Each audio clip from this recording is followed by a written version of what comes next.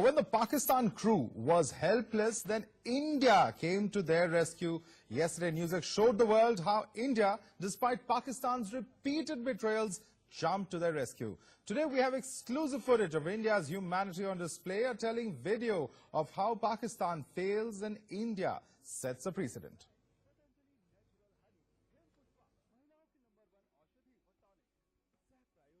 Video which clearly shows Pak nationals being rescued by Indian soldiers. Over there you see that those pictures which are very clear. What's more, these Pakistani nationals have been saved, of course, also being rescued there, being fed, being clothed by those soldiers over there.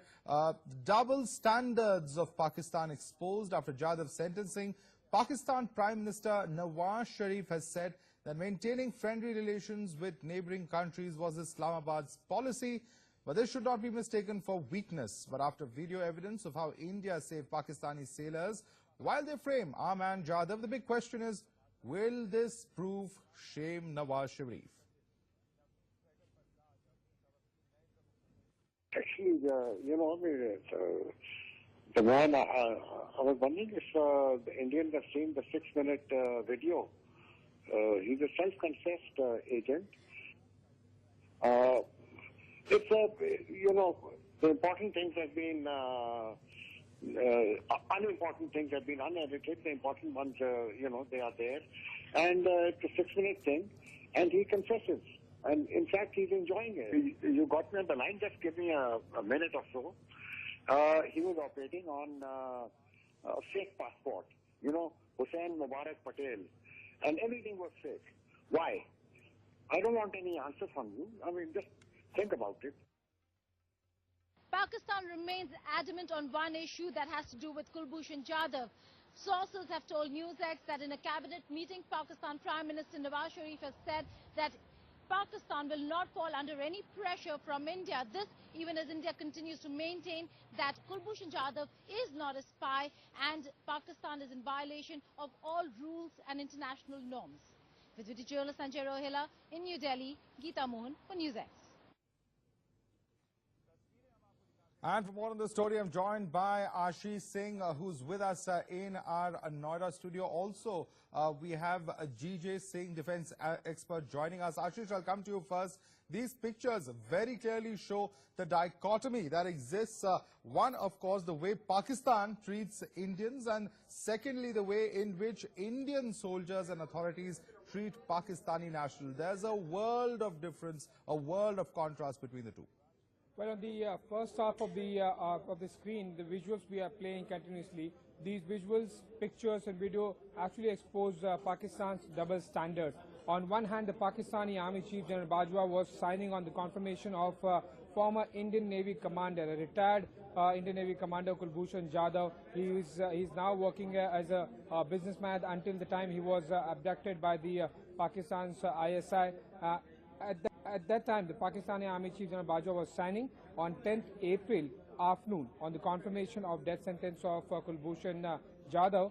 At the same time, on the IMBL, the Indian maritime borderline between India and Pakistan, the Pakistan Coast Guard DG PMSA, was requesting the Indian Coast Guard DG to save lives of their Pakistan Coast Guard sailors. They were at least 1.5 to 2 nautical miles inside Indian waters, but without any hesitation, Indian Coast Guard, obviously in coordination with the Indian government, went ahead, not only saved them, but also gave them proper medical treatment, fed them, and sent them safely back to Pakistan naval warship, Alagri in this case. This entire episode completely exposes how Pakistan expects some kind of positive reaction from India.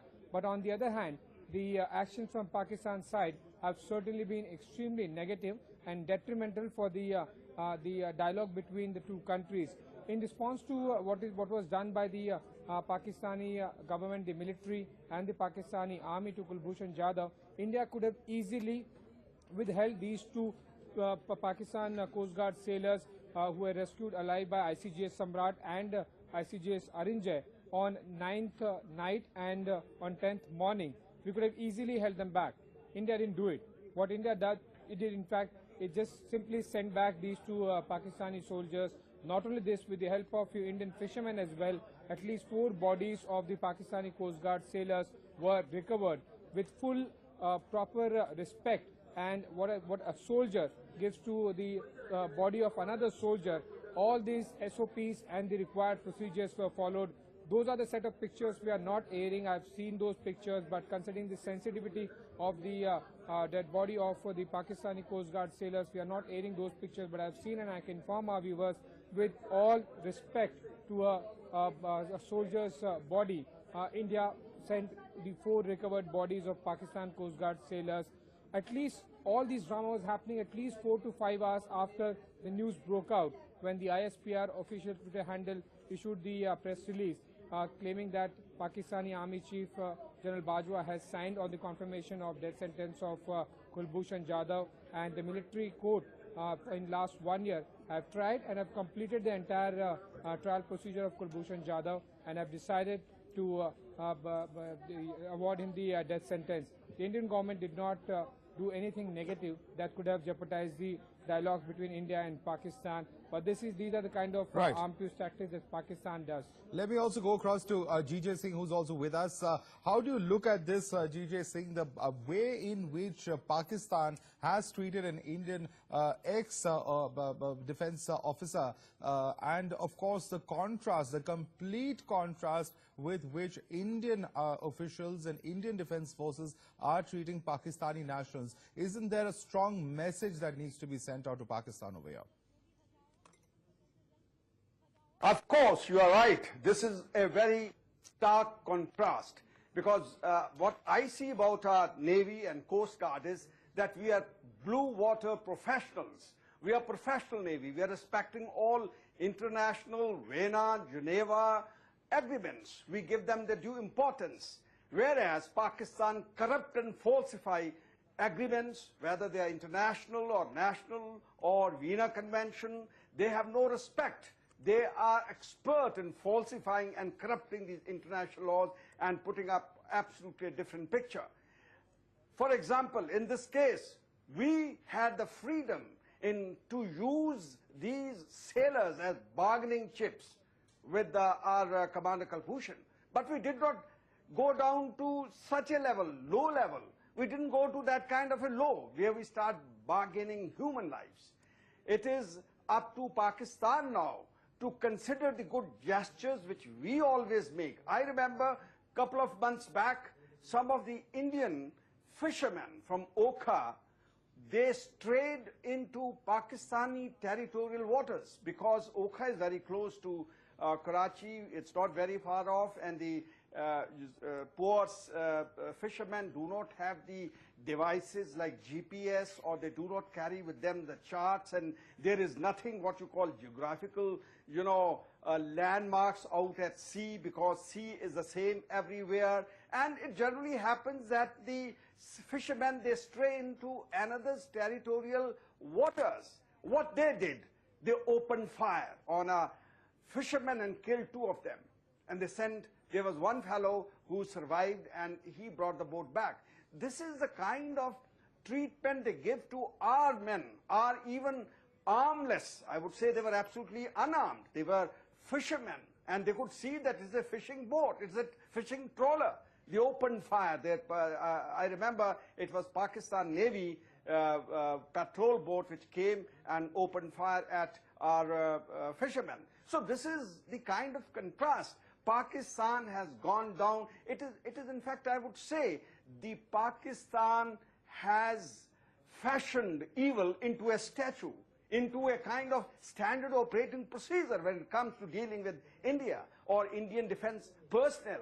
For example, I somehow now tend to believe that Kulbhushan was sold by the Taliban to the Pakistan ISI. Why? Because in Taliban region, in Afghanistan and all these bordering, in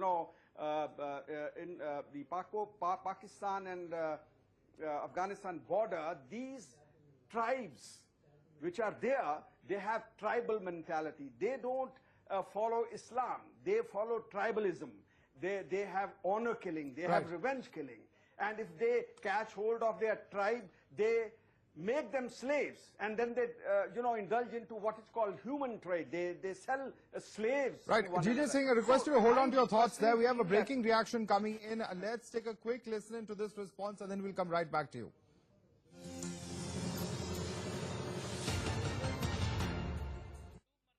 I appreciate the efforts of the Indian Coast Guard while helping the fishermen or the boatmen during that period, and Pakistan must learn some lesson from it.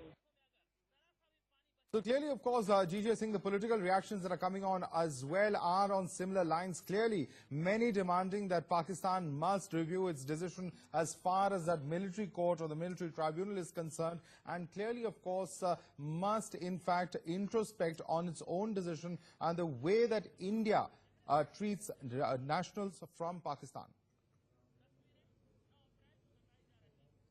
You see, absolutely, because this matter needs to be internationalized. There needs to be a pressure on Pakistan by other honorable, I would say, countries which honor the Geneva Convention. They uphold law and, justice. The superpowers, for example, Russians, Americans, Britain, and these countries, they need to put pressure on them that Pakistan has to learn how to honor, how to respect these international laws and agreements. In fact, UNO should also be roped in. I think UNO is one instrument, is one tool in our hands which we can utilize to put lots of pressure on Pakistan. Because Pakistan, in my opinion, is a very insensitive, is very callous, is very, thick-skinned when it comes to respecting international law with India only, because they consider us, as I said earlier, as an enemy country. In fact, the whole of Pakistan is psyched into hating India. So we have to make a more civilized approach by bringing in the international community and sort of counsel and tell Pakistan that they have to behave in a civilized manner. They just cannot hold our, a kidnapped innocent man as a spy. They cannot just project him as a spy and then carry out this kangaroo court, trial, which had been absolutely non-transparent. We even do not know who was the prosecutor, who was the defense counsel given to him. Not only that, Pakistan did not have the decency to inform the Indian High Commissioner in Islamabad that your so-called spy has been put on trial. They never informed Indian High Commissioner. So you can very easily make out that Pakistan is absolutely if I can also ask you, sir, if I can just ask you also, India has already said that it's going to approach the various international fora. It's going to look at all the options that are available for it. Apart from Indian pressure through various international and diplomatic channels, do you think a direct contact or a direct intervention from the Indian side with the Pakistani establishment is also going to be the order of the day? You see, I believe in one thing. I believe that we should not leave any stone unturned to save the life of Commander Kulbhushan. If it helps, and it will be, for the Indian diplomats and the think tank to take a call. Because I believe that if we can retrieve him, if we can get him by a dialogue, by direct intervention, why should we leave this option? We should definitely go in for this option for a dialogue. Man, there's nothing wrong in it. We are trying to save a life, a precious life, or our own citizen. All right, GJ Singh, thank you so much for joining us with your views on this story. We will, of course, come back to you later on in the evening as well. Thanks so much for joining us here on NewsX.